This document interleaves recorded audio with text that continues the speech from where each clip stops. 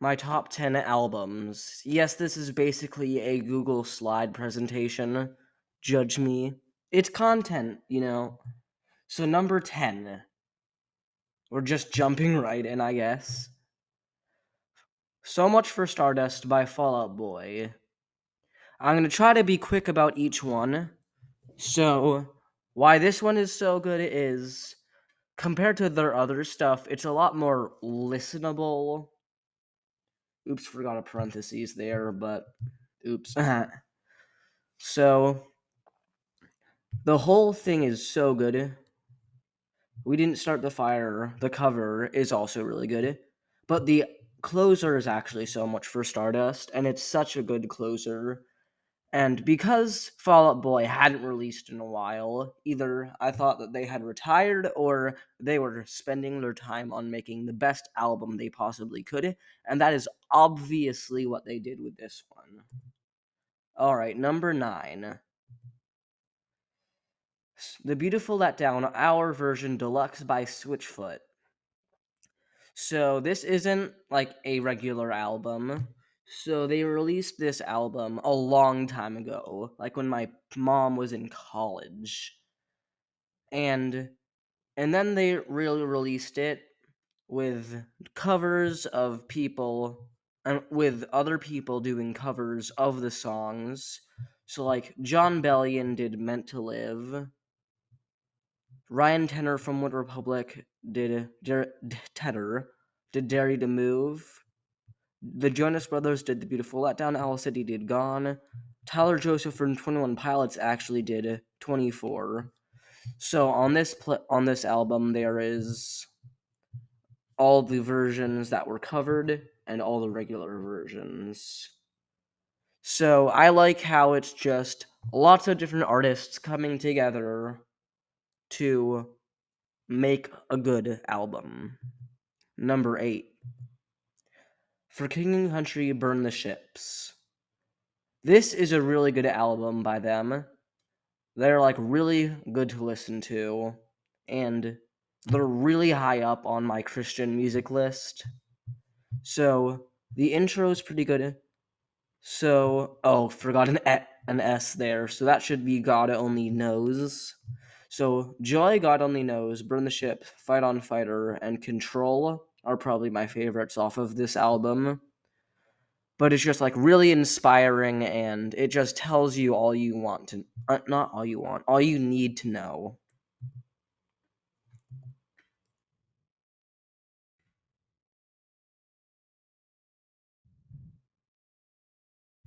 All right, then number 7 is Sinking Ships and Story Tales by the Astronomers.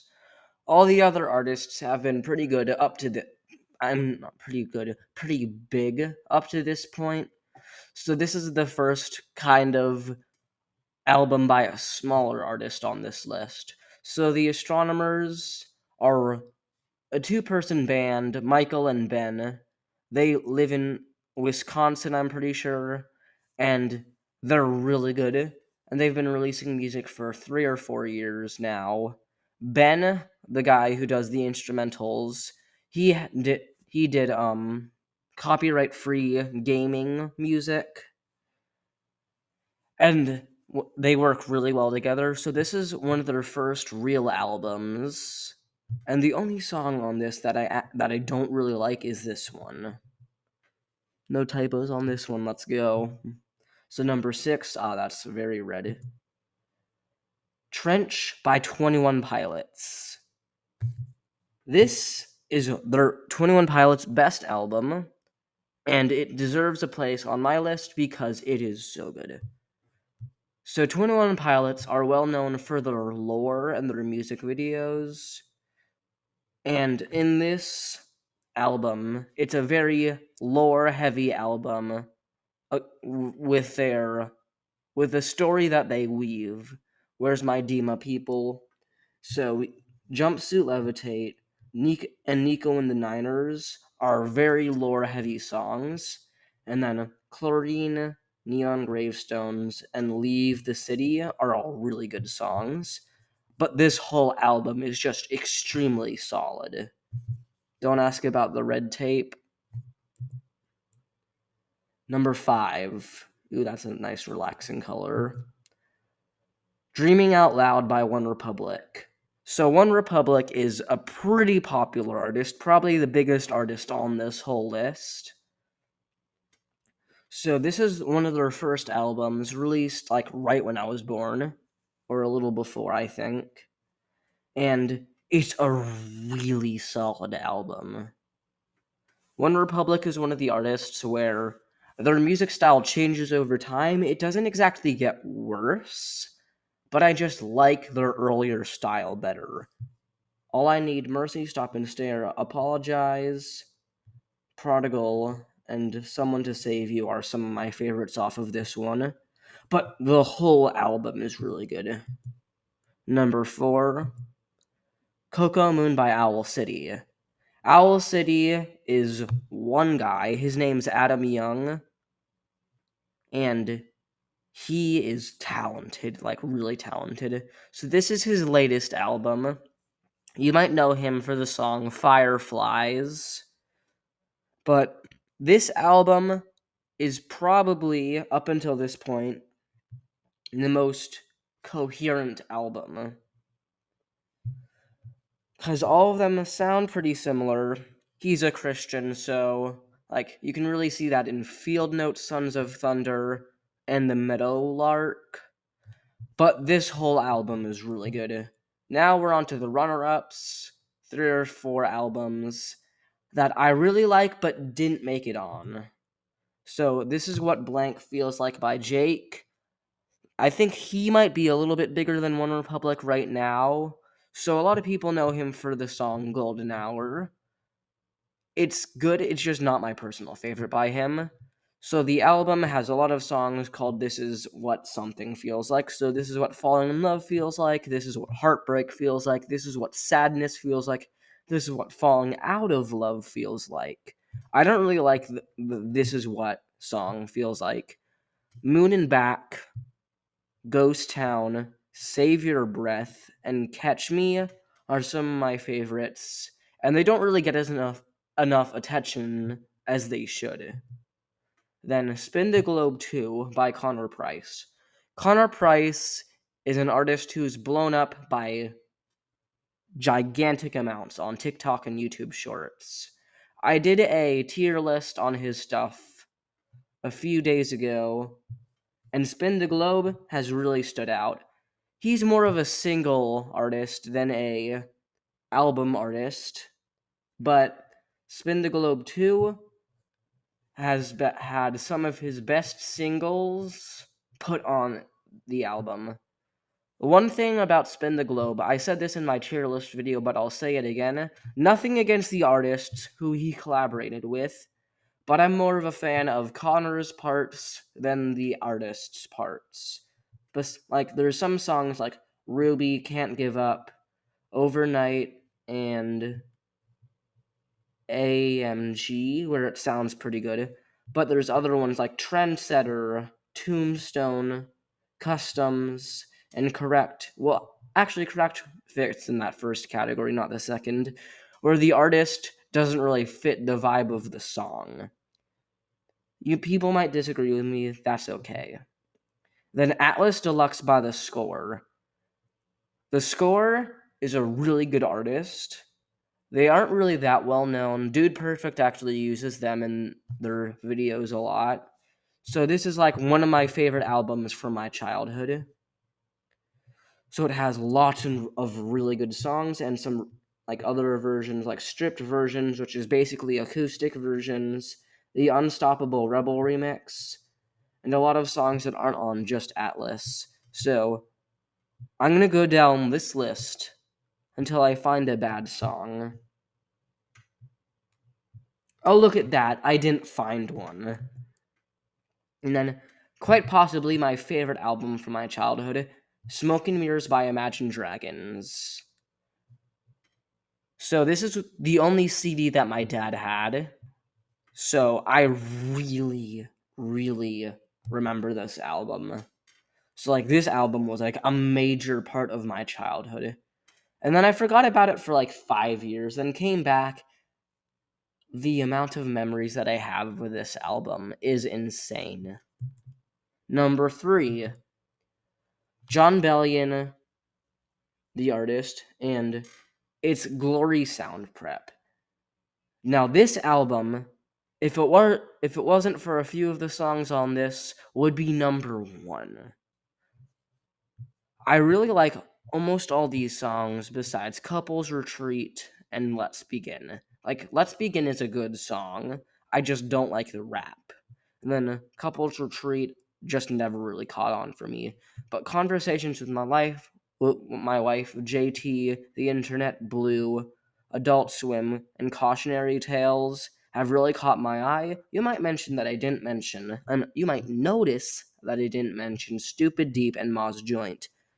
Because those two are so good. Mars Joint, the first time I heard it, I was like, is this the same song? Because it starts off really kind of sad and really good. Ooh, I never noticed that in the album cover art with the constellations. Ignore that. And Stupid Deep is just one of the best albums. I'm not the best album, one of the best songs in the world. Number 2, oh, that's in the little aggressive red. Neo Theater by AJR. I did a tier list on AJR, and you might have heard me say that Neo Theater might have been one of the best albums in the world. So, the reason why it's number 2 is because number 1 is just better. But there is literally not a bad song on this album. Like Next Up Forever and Finale, they fit. So AJR, on all of their albums besides this one and The Maybe Man, they've done an overture. In The Maybe Man, the song Maybe Man is kind of a mini overture in ways that are pretty hard to explain in like 30 seconds.